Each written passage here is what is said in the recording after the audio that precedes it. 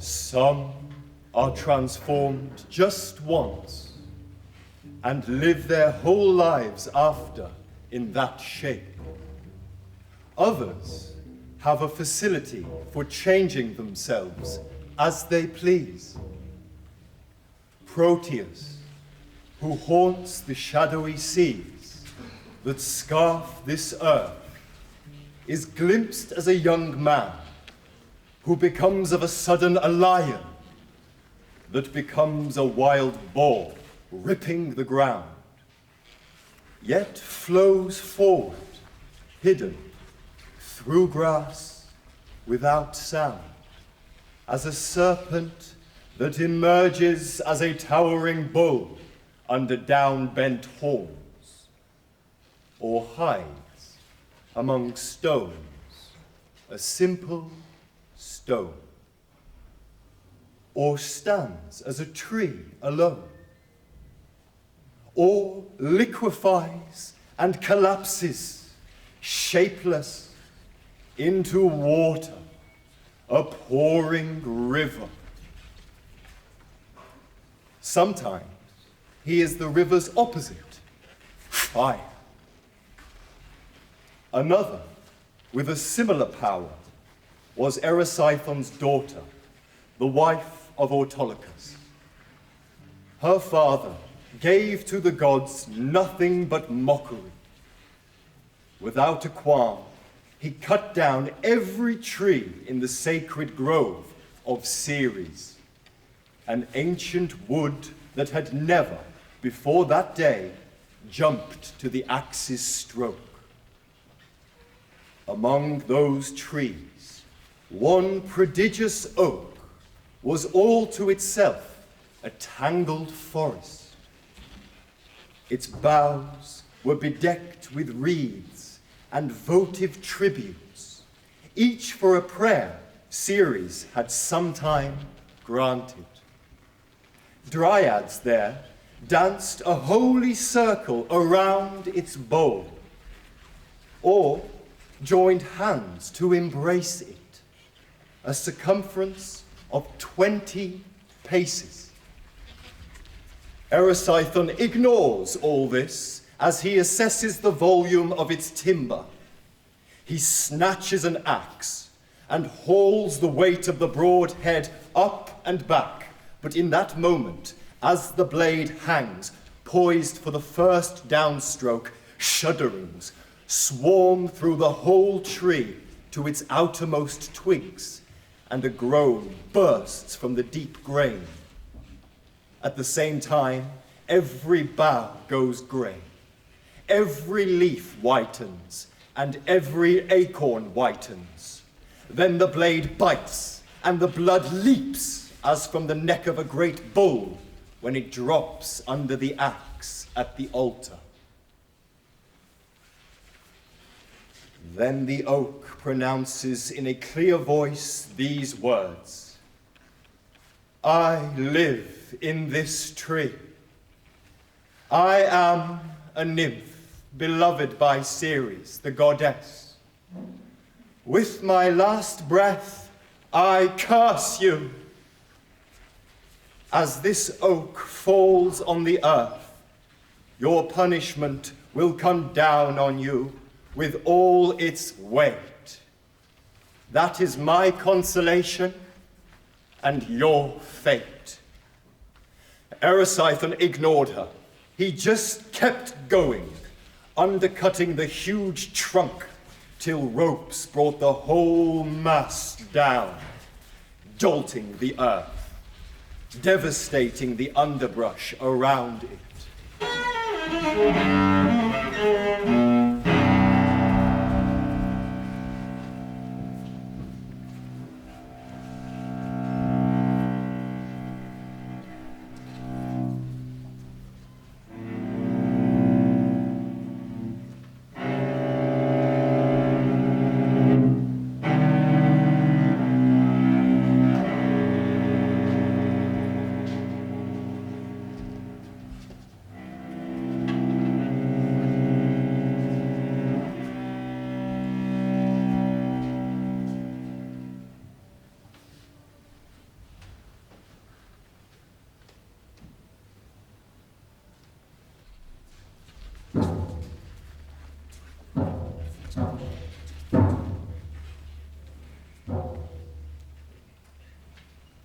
All the nymphs of the sacred grove mourned it. Dressed in black, they came to Ceres.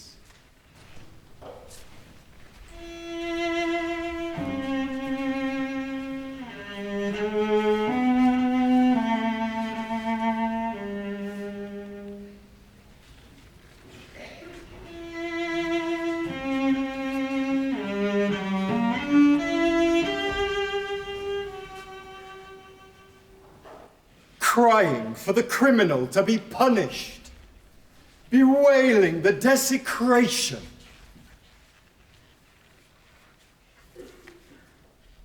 The goddess listened. Then the summer farms, the orchards, the vineyards, the whole flushed, ripening harvest shivered as she pondered how to make his death a parable of her anger. If his cruelty, greed, arrogance had left him a single drop of human feeling, what the goddess did now would have drained mankind of its pity. She condemned him to hunger, but infinite, insatiable hunger, the agony of hunger as a frenzy. Destiny has separated hunger so far from the goddess of abundance, they can never meet. Therefore, Ceres commissioned a mountain spirit, an Oread. Hear what I say, and do not be afraid. Far away, to the north of Scythia, lies a barren country, leafless, dreadful, ice permanent as iron, air that aches, a howling land of rocks, gales, and snow. There, mad hunger staggers. Go, bid hunger take possession of Erysichthon's belly. Tell her she has power over all my powers to nourish Erysichthon. Let all I pour or push down this fool's gullet only deepen his emptiness. Go, my dragon-drawn chariot will make the terrific journey seem slight. The nymph climbed away.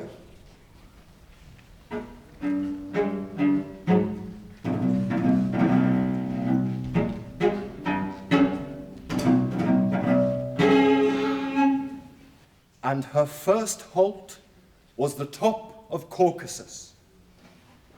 She soon found hunger, raking with her nails to bear the root of a tiny rockwort, till her teeth could catch and tear it.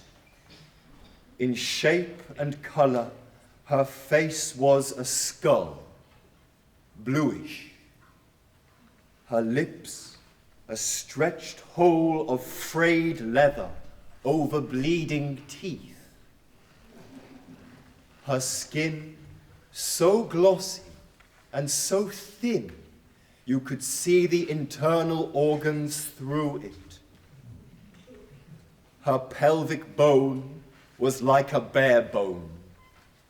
The stump wings of her hip bones splayed open. As she bowed, her rib cage swung from her backbone in a varnish of tissue.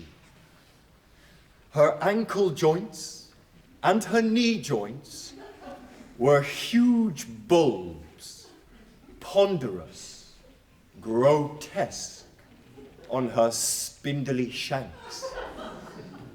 The Oread knew danger when she saw it. She proclaimed the command of the goddess from a safe distance. The whole speech only took a minute or so, yet a swoon of hunger left her trembling. She got away fast. All the way back to Thessaly, she gave the dragons their head. Now, hear me. Though hunger lives only in opposition to Ceres, yet she obeys her.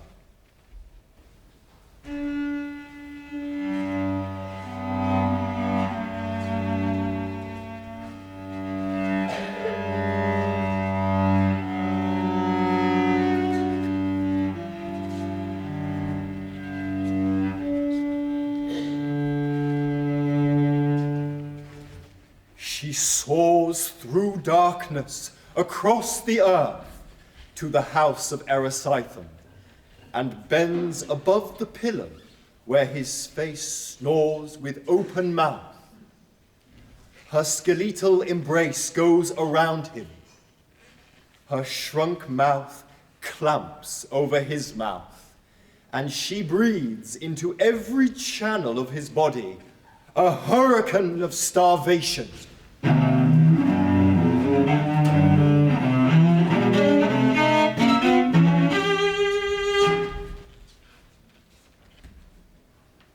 The job done, she vanishes. She hurtles away out of the lands of plenty, as if sucked back into the vacuum. Deprivation's hollow territories that belong to her, and that she belongs to. Erysichthon snores on, but in spite of the god of sleep's efforts to comfort him, he dreams he sits at a banquet where the food tastes of nothing, a nightmare. He grinds his molars on air with a dry creaking, dreaming that he grinds between his molars a feast of nothing, food that is like air. At last, he writhes awake in convulsive cramps of hunger. His jaws seem to have their own life, snapping at air with uncontrollable eagerness to be biting into food and swallowing, like a cat staring at a bird out of reach. His stomach feels like a fist gripping and wringing out the mere idea of food. He calls for food, everything edible out of the sea and earth. When it comes, dearth is all he sees, where tables bend under the spilling plenty. Emptying bowls of heaped food, all he craves for is bigger bowls heaped higher. Food for a whole city cannot sate him. Food for a whole nation leaves him faint with hunger. This voracity, this bottomless belly, as if his throat opened into the void of stars, engulfed his entire wealth. His every possession was converted to what he could devour, till nothing remained except a daughter. This only child deserved a better father. His last chattel, he cashed her in for food. He sold her at the market. But she was far too spirited to stay as a bought slave. Stretching her arms towards the sea, she cried, "You who ravished my maidenhead, save me!" Neptune knew the voice of his pretty victim and granted the prayer.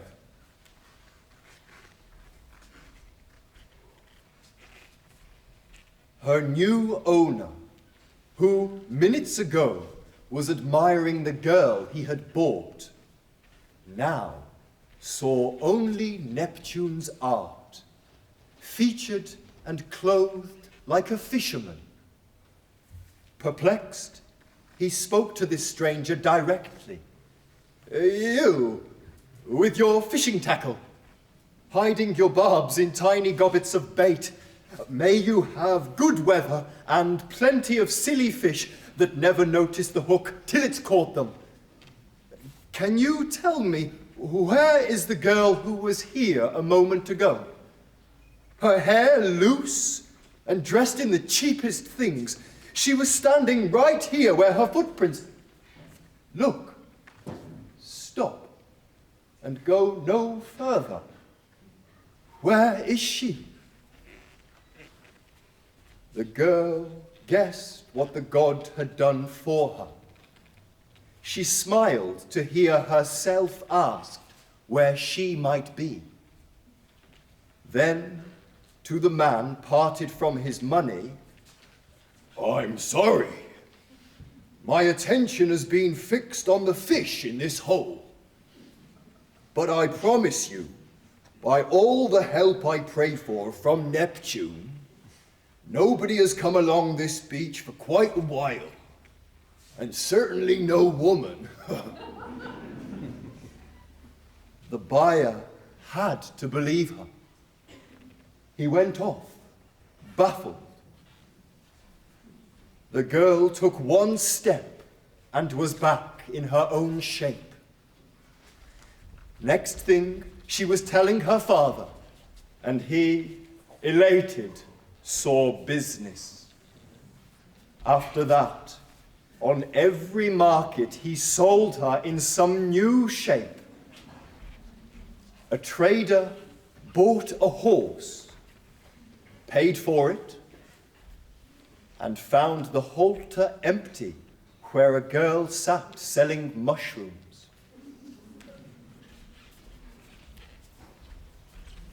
A costly parrot escaped its purchaser into an orchard where a girl picked figs. One bought an ox that vanished from its pasture where a girl gathered cowslips. So Erysichthon's daughter plied her talent for taking any shape to cheat a buyer, straight and crooked alike, all to feed the famine in her father. But none of it was enough. Whatever he ate maddened and tormented that hunger to angrier, uglier life, the life of a monster, no longer a man. And so, at last, the inevitable. He began to savage his own limbs, and there, at a final feast, devoured himself.